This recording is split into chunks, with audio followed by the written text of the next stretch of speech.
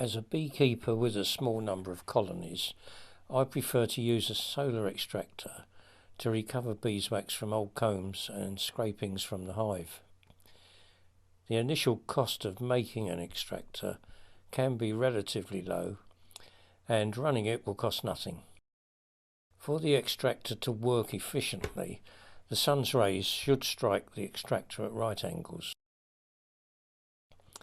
A simple way of arranging this is to place a nail at right angles to the frame and then adjust the slope of the extractor so that the nail casts no shadow. Do this at about 1 or 2 o'clock in the afternoon and there will be no need to chase the sun.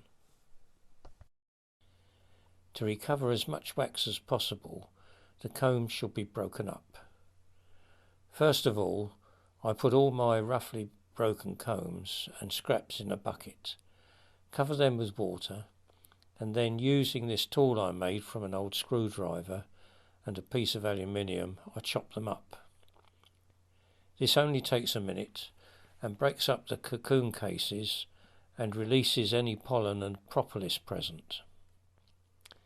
If a comb is just placed whole in the extractor, very little wax will be recovered, as the old cocoon cases will keep much of it trapped in the extremely narrow spaces between them.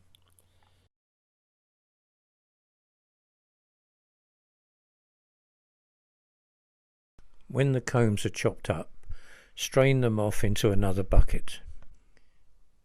You can see here just how much dirt has been washed out from the combs. Most of this is pollen which has been released. The next step is to rinse well in clean water. This will also help to get rid of any honey which might have been in the combs.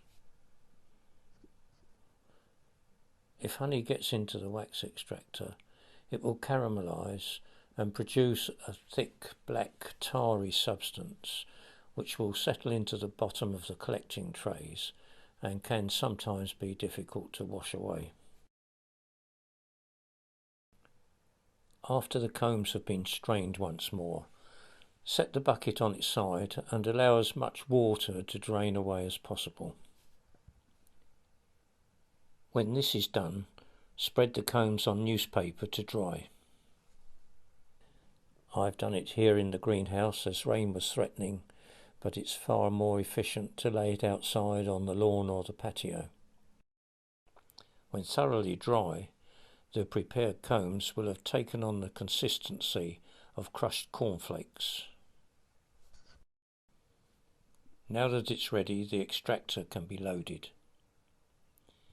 Pack in as much as possible and press it down firmly to prevent flakes falling into the trays below.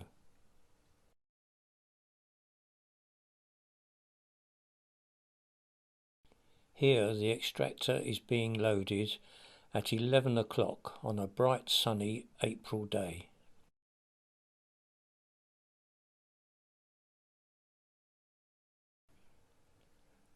One hour later and the wax is already beginning to melt.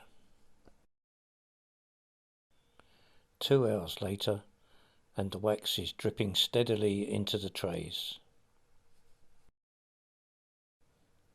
And now at 4:30 in the afternoon, the trays are almost full. The sun will be moving round and before long the wax will start to cool. Don't be in too much of a hurry to clean your extractor. Wait until you're ready to reload it. Each succeeding sunny afternoon will result in a little more wax being extracted. Leave about an inch of dross at the bottom. This will act as a very fine and very effective filter, and the end result will be nice blocks of bright yellow wax.